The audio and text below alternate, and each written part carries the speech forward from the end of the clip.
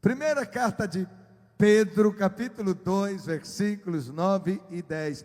Vós sois a geração eleita, o sacerdócio real, a nação santa, o povo adquirido, para que anuncieis o quê? Daquele, de onde?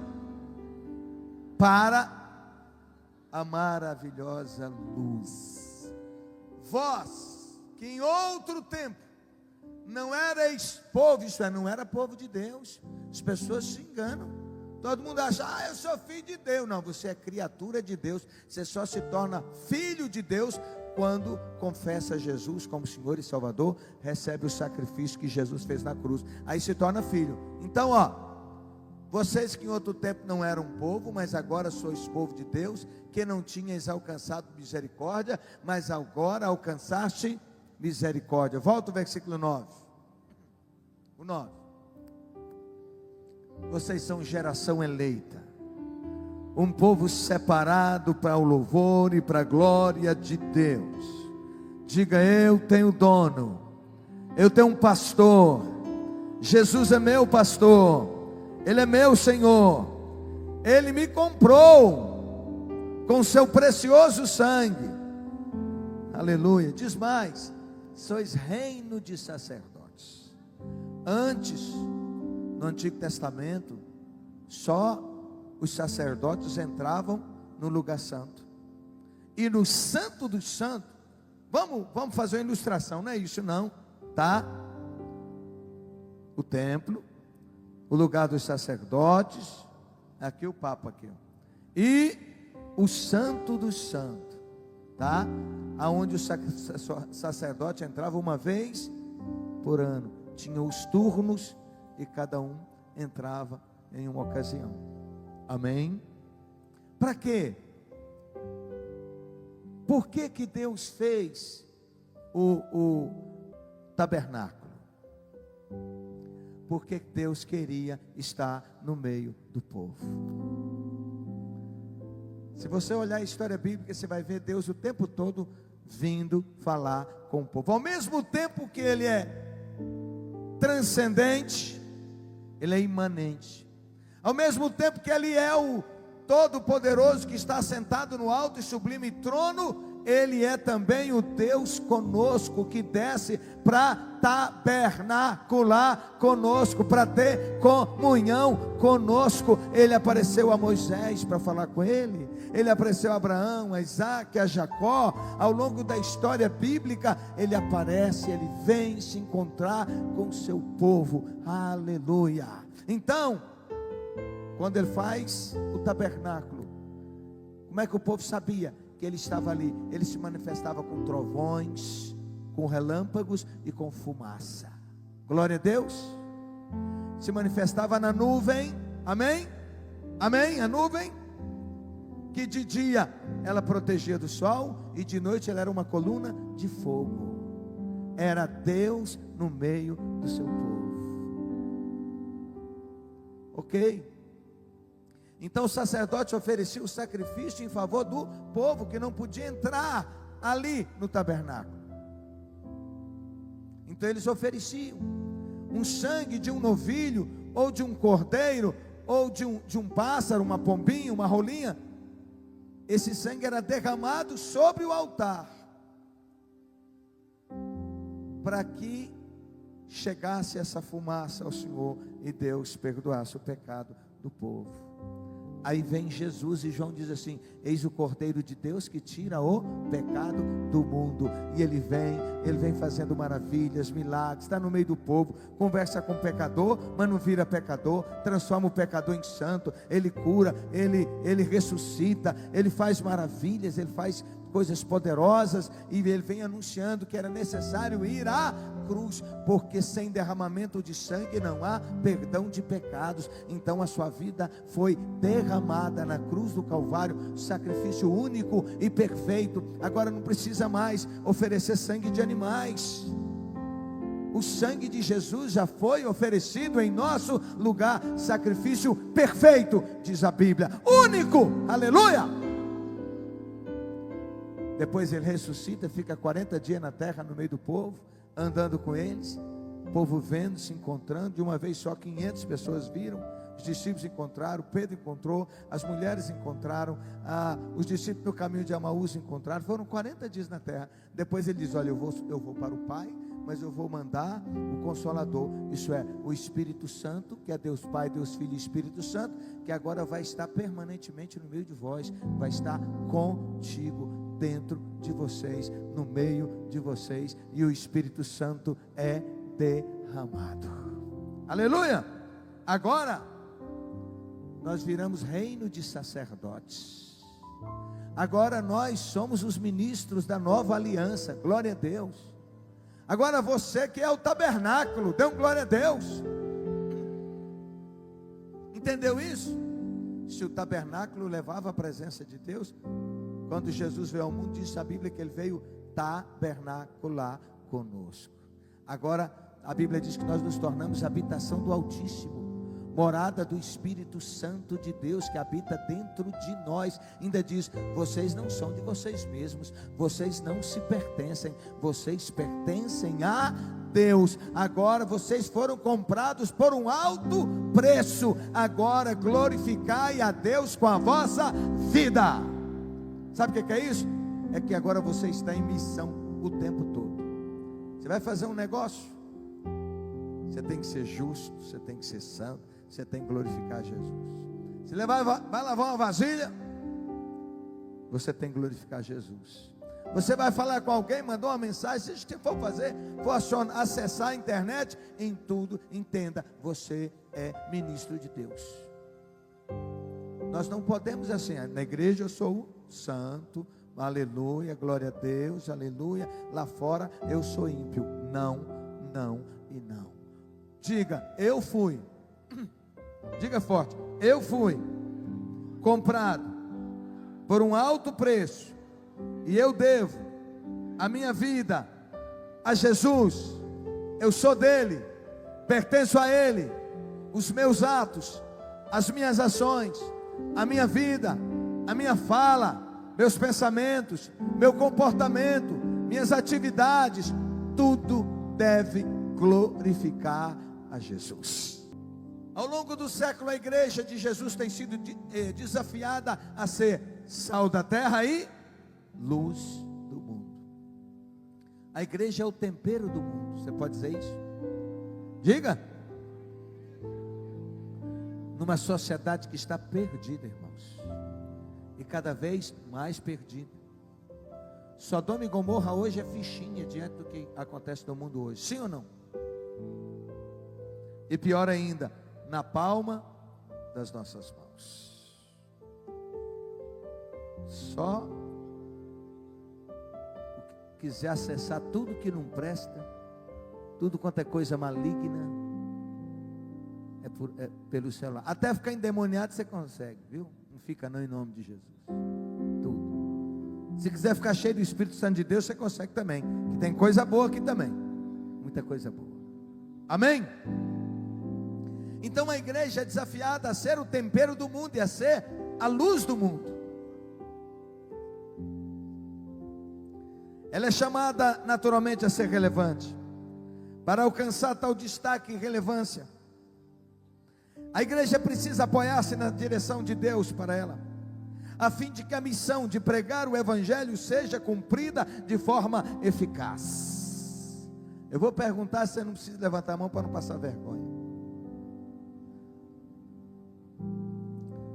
Quantos você já falou de Jesus para eles esse ano? É isso? Por quantos você ora pela salvação deles? Quantos você trouxe para a igreja? Quantos você levou para a célula?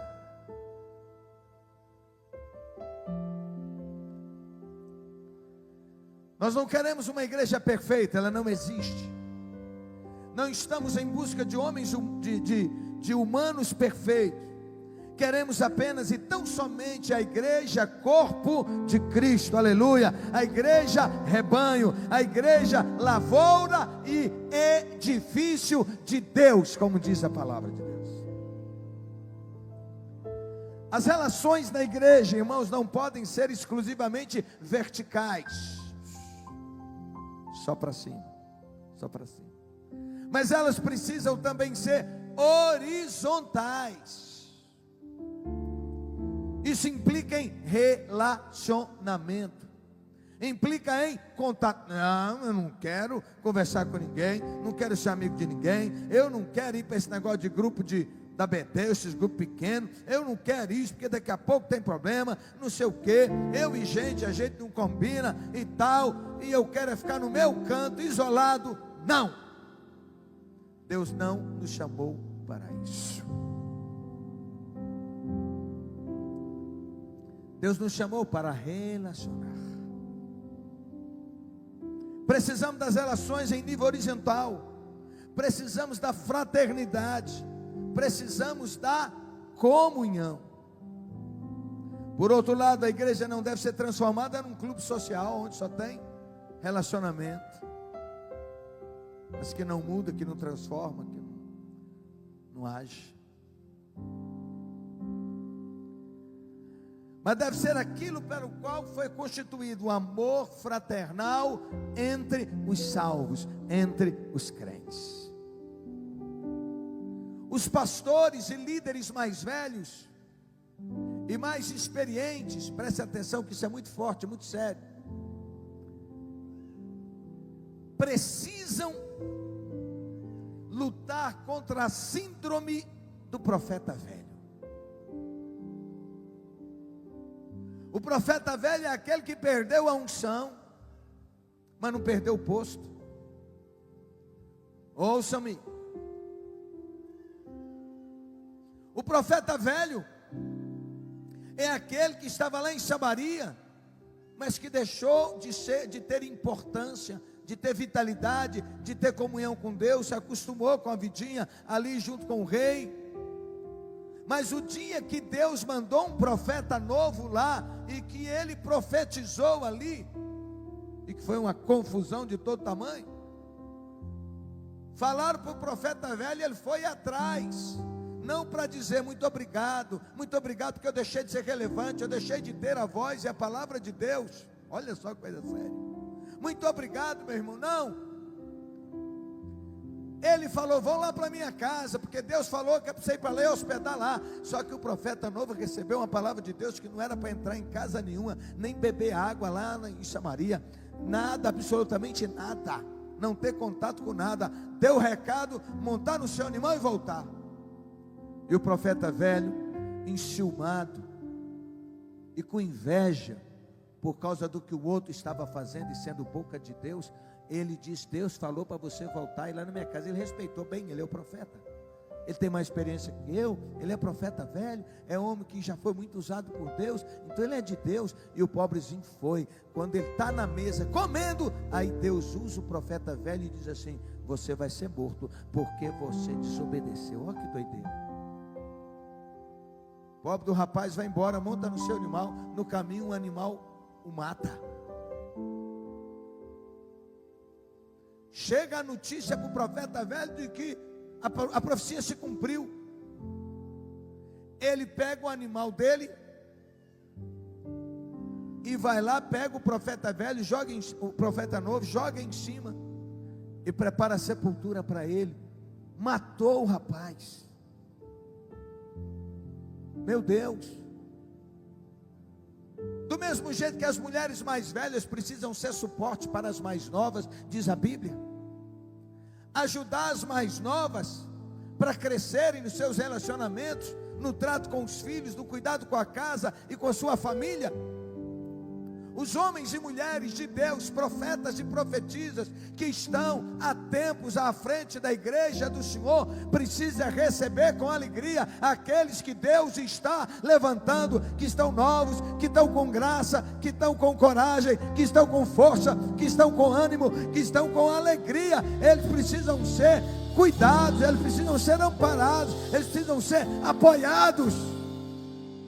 Mas nem sempre é o que acontece. Isso é muito sério. Estou falando do que acontece no corpo de Cristo, e estou vacinando a igreja para que isso não seja uma realidade aqui. Estão me ouvindo todos?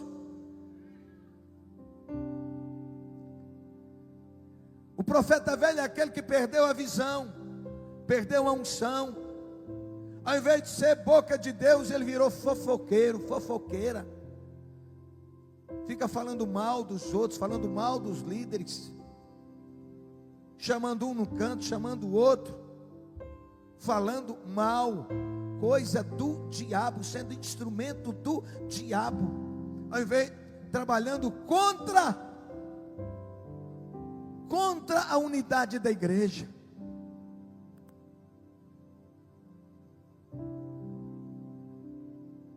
Ele não faz, mas não permite que os outros façam.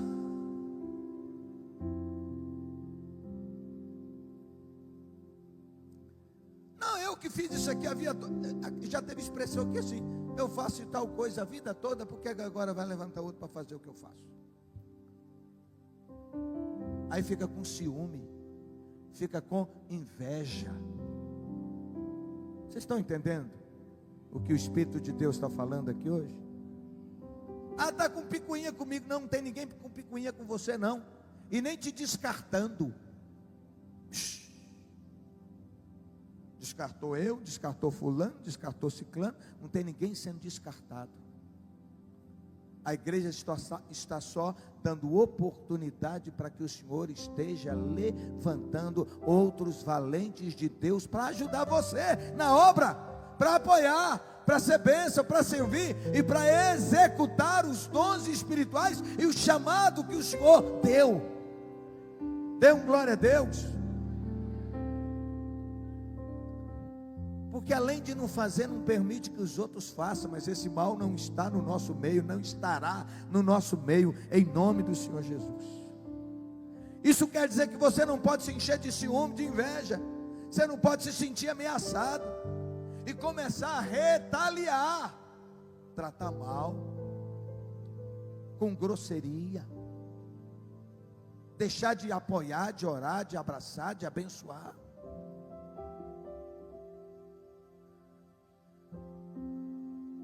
Igrejas que não se renovam morrem, digam. Esse é o mesmo princípio. Você conhece aqui na cidade alguma loja que ela foi muito bem, floresceu muito, mas à medida que o dono envelheceu, ela também foi envelhecendo? Sim ou não? Levanta a mão. Ok?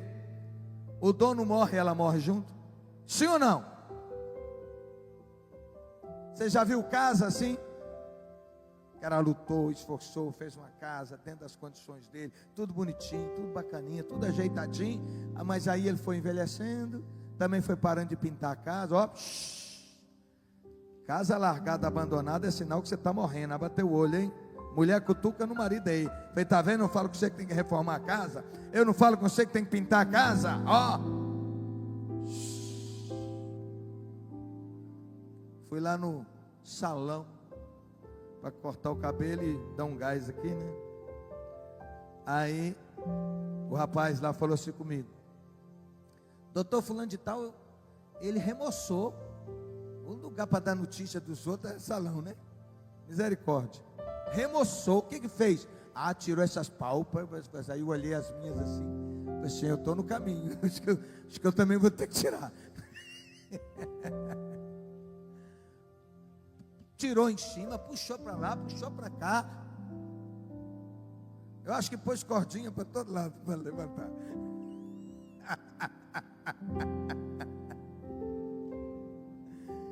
Sabe? Porque disse que a mulher é mais nova e falou assim, ó, você dá seu jeito. Você está ficando velho, eu estou nova, você se ajeita, você se apruma ele. Foi para a academia, se ajeitou. A própria filha falou, pai, troca as roupas, roupa de velho, põe as roupas mais bonitas, mais atual. Ó, pega a dica aí, irmão, irmã, pega aí. Academia.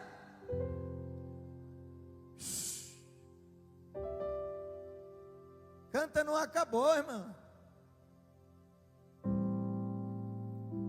Então, empresas são assim, pessoas são assim, e igrejas também são assim. Por isso que damos a oportunidade para que os novos, para Deus ir levantando o outro, para misturar a experiência nossa dos mais velhos. Dê um glória a Deus, com a força, a coragem, a saúde da juventude. Assim a igreja vai caminhar com vida, com graça, com vigor, com sabedoria, e não um bando de menino, porque quando está todo mundo novo é um bando de menino, não é assim? A gente faz um monte de coisa errada, sem saber o que está fazendo. É ou não é? Vocês não falam que eu melhorei? Por causa da experiência, a gente vai melhorando. A gente vai melhorando.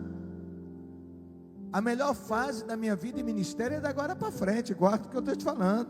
Você recebe essa palavra? E com visão ampliada. Por isso nós estamos dando espaço aos novos, revigorando os velhos, porque a Bíblia diz que os velhos vão sonhar. Então é isso. Está com 80 anos, mas está firme, cheio de graça, cheio de vigor. Você não vai correr.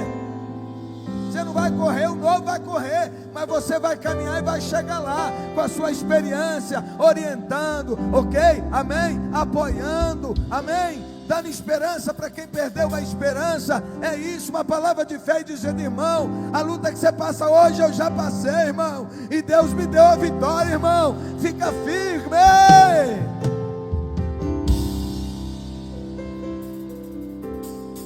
Põe a mão no ombro, quem está à sua direita e à sua esquerda, e diz: aqui é seu lugar. A igreja de Deus é assim, é o corpo de Cristo, tem lugar para todo mundo. Só não tem se você se encher de inveja, de ciúme, de coração duro, de orgulho, de vaidade, achando que você é o cara e você não é. Quem é Jesus. Nós somos o corpo de Cristo. Deus te deu dons, Deus te deu graça, Deus te deu talento para edificar o corpo, para servir, não é para a gente ser servido. Então vamos lá, diga comigo: a igreja deve ser, diga, bíblica e focada na palavra de Deus. Paulo fala, a palavra fala que nós precisamos estar preparados. Pedro, no capítulo 3, versículo 15 da sua primeira carta: santificai a Cristo como Senhor em vosso coração, estando sempre preparados para responder todo aquele que pedir razão da sua esperança, da esperança que é em vós, que é Cristo Jesus. Eu vi uma matéria essa semana que me assustou muito, até comprei, viu, pastor Ionara do Ministério Infantil e equipe, eu até comprei e eu achei que vinha em livro físico, depois eu fui descobrir que é digital. Então está comigo no computador, falando, e um negócio muito sério, dizendo que a turma se perde dos 12 aos 15, até os 18 anos, quando entram na faculdade. Por quê?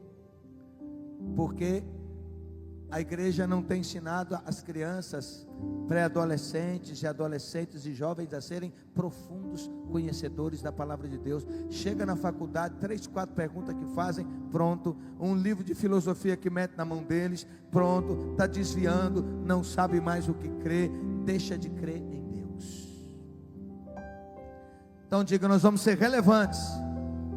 Diga forte: nós vamos ser bíblicos.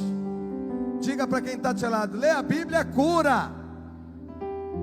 Ler a Bíblia faz bem para a mente, faz bem para o coração, faz bem para as emoções. Desde pequenininha a gente compra aquela Bíblia ilustrada e vai lendo as histórias bíblicas para eles. Mas os pais estão fazendo o quê? Para o menino não perturbar, celular na mão. Só que o celular torna o filho viciado, igual cocaína vicia. Vamos lá. Então nós devemos ser uma igreja bíblica. Leia a Bíblia. De novo, leia a Bíblia todos os dias para o seu bem. Vai trazer paz às suas emoções. É palavra de Deus. Nosso alvo, repita o alvo comigo: ser uma igreja eficazmente preparado. O diabo não vai te dar uma rasteira, não. Você vai pegar a espada do Espírito, que é a palavra de Deus, vai passar na cara dele e nas diversas situações. Isso fala de um discipulado contínuo. Discipulado contínuo. Pegar bons materiais e dar para o discípulo ler e cobrar dele a leitura. Já leu? É igual fazer dever de casa. Já leu? Estou te esperando, leia. Como é que vai crescer se não for assim? Nós precisamos estar conectados às pessoas. Isso se chama, o que a Bíblia diz, de comunhão dos santos. Então a igreja deve ser uma comunidade autêntica e unida. Fomos criados para relações interpessoais. Precisamos de pessoas para nos dar suporte, para nos encorajar, para orar por nós, para ter comunhão. Falar em orar, todo dia que você entrar nessa igreja tem um casal de pessoa, um homem e uma mulher escalado, que fica ali, tá? Do outro lado ali, com a plaquinha: posso orar por você? Oferecendo oração para você, irmão. Passa lá, ora aqui, me abençoa aqui. Trouxe um visitante, passa com ele. Vamos passar aqui para orar por você. Amém? Então, nós precisamos de contato, nós precisamos de um abraço, nós precisamos de um tapinha nas costas, nós precisamos de um olhar no olho, nós temos necessidade. Eu vou te falar, o instrumento mais glorioso para cuidar da sua vida e pastorear você são os grupos pequenos da igreja, lugar de relacionamento, de amizade. Você está passando por uma luta, vai ter os irmãos para cuidar. Então vá para um grupo pequeno, e você que lidera um grupo pequeno, faça acontecer, em nome de Jesus. Não faz de qualquer maneira não, faça com amor, faça com alegria, faça com fé, faça crendo que Deus vai agir. Pode orar, jejue, clame, se encha de graça, de fé, de vida, e libere sobre o povo. E outra dica: não permaneça no mesmo lugar a vida toda. Tem grupo que fica o ano todo, virou o ano, o mesmo povo, não multiplicou, não foi para frente. Não é para isso, não é encontro de amigos, é para crescimento, é para pastorear, é para alcançar vidas. Então tem que ter o alvo de multiplicar. Eu passo o olho aqui, a maioria de vocês pode liderar um grupo pequeno. É simples, é pegar o estudo que já vai prontinho e ministrar ele. O que precisa? Precisa de amor, precisa de alegria, precisa de graça. É só isso, gente. Precisa de vontade de fazer, e aí Deus vai abençoar. Formosos são os pés daqueles que anunciam as boas novas da salvação. Aleluia! Não é vontade de Deus que você esteja só. Não é vontade de Deus que você esteja só na igreja. Você seja um ilustre visitante, entra e sai, não fala com ninguém, não está com ninguém. Então a partir de hoje, para um pouquinho, irmão. Tem uma lanchonete, vai lá fazer um lanchinho, mas vai lá bater um papo. Para na porta da igreja, vai bater um papo com os irmãos, se aproxima. A gente precisa disso. Entenda, pelo amor de Deus, Deus quer que a gente seja uma família, um povo que está junto. Ninguém fala comigo, claro, você não fala com ninguém. Você fica essa cara sua fechada. Como é que os outros vão falar com você? Você não se importa com ninguém, você não serve ninguém, você não ajuda ninguém. Você chega por último e sai primeiro. Fomos criados para viver uns com os outros. E eu vou te dizer uma coisa: não se isole. Não deixe de ter intimidade e amizade com outras pessoas da igreja. E eu vou te explicar uma coisa interessante, preste atenção por favor. As pessoas que gostam de viver isoladas têm 3 vezes mais possibilidade de morrer mais cedo. Se o seu alvo é morrer cedo, então fique isolado. Campo Santo te espera. Oh glória! Nós vamos lá ainda fazer um culto. Hoje a gente veio despedir desse aqui que não conversou nunca com ninguém. Isso aqui só ficou isolado, fechado, travado. Até para a família é um alívio, porque nunca falou, é um enigma. É assim. Vou repetir. Quem gosta de viver isolado tem 3 vezes mais possibilidade de morrer mais cedo. Diga misericórdia. Quem gosta de ficar isolado tem 4 vezes mais possibilidade de sofrer problema emocional. Porque não fala, vai só guardando, só guardando. Uma dica para as mulheres. Tem um bocado de mulher aqui que o marido é difícil, controlador, grosso, quer dar uma de homão, machão, e só fica ferindo a mulher, só falando coisas que machucam. Ela vai internalizando, ela vai adoecendo emocionalmente. Porque se falar é confusão. Uma palavra para os homens: vamos crescer. Eu tenho 34 anos de casado, irmão. Eu já tive um bocado de comportamento assim de menino, só para contrariar. Sou eu que decido, eu que faço. Não quero, não gosto, não faço. E a mulher vai morrendo. Porque o lindo tem que ser feito às vontades dele sempre. A mulher não pode ter vontade. Eu vejo aqui no estacionamento, pronto. Quando esses lindos estão batendo papo, 1 hora, 2 horas, e o pau come, e as bichinhas estão lá esperando, está tudo certo. Mas o dia que eles não estão conversando com ninguém, que elas é que estão conversando, e aí, vai embora agora não? Será que a gente não vai crescer não? Olha para quem está do seu lado, atira para todo lado, você precisa melhorar. Quem fica isolado tem 5 vezes mais possibilidade de viver depressivo do que os outros que têm comunhão. 5 vezes mais.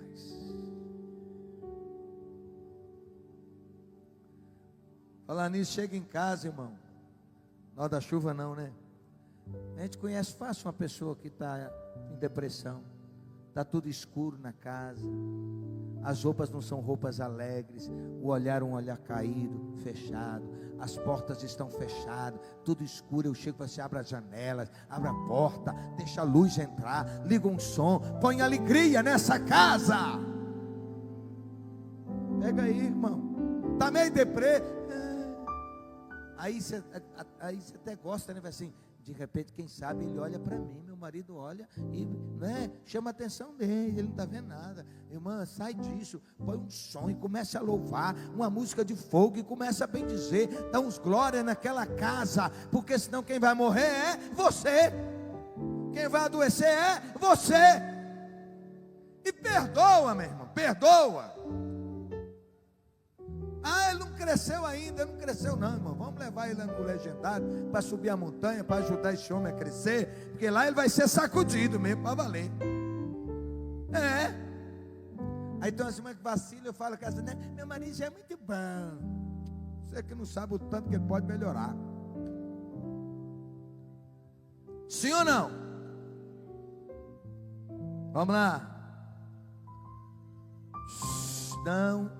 Olha para quem está do seu lado e diga: não te isoles, não fique isolado. Quem se isola tem 10 vezes mais possibilidade de ter problema mental do que outra pessoa que gosta de ter comunhão. Eu não tirei de trás da orelha não, irmão. Eu estou trazendo estudo, estou trazendo fato. Você sabe disso. Era que vai falar aí. Está tão curado que agora pede o microfone e ministra no meu lugar. Amém. Glória a Deus. Cara de Gleide. Inclusive, quem faz legendários é uma maneira de você não ficar mais sozinho, principalmente o homem. Que você vai ter uma família, vai ter uma manada que vai te dar apoio. Se você não sabe, todo dia morre 38 homens. Todo dia morre 38 homens por suicídio. Por quê? Porque eles não conseguem, o homem, devido à sua masculinidade, né, entre aspas, independência, o macho alfa, né, quer segurar tudo sozinho, na força do seu braço. Mas lá na montanha, você aprende que não é na sua força, mas na força do Senhor Jesus. Então vá para o Legendários, pelo amor de Deus. Como disse isso na sua palavra, hein? Deus diz em Eclesiastes capítulo 4, versículo 9. Vou falar, vocês repetem bem forte.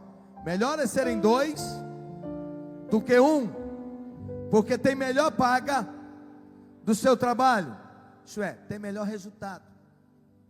Porque se caírem, um levanta o outro. Ai, porém, do que estiver sozinho, pois caindo, quem vai levantá-lo? Então diga para quem está do seu lado: se envolva, participe. Deus não te fez para viver isolado. Mente desocupada é a oficina do capeta. Você está lá, só lá nas suas lutas, com os seus pensamentos. O diabo está te alimentando, mandando um monte de coisa para a sua mente. Deus nos fez para pertencermos, amém? Isso é essência da igreja do Senhor. Entenda uma coisa: a igreja não é um lugar para apenas ir, não. A igreja é uma família. Somos parte de uma família. Dê um glória a Deus. Somos um corpo chamado corpo de Cristo. Nós somos uma família.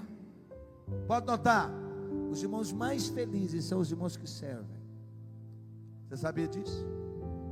Você sabe por que eu estou muito feliz, muito empolgado, animado com este novo tempo da igreja Betel?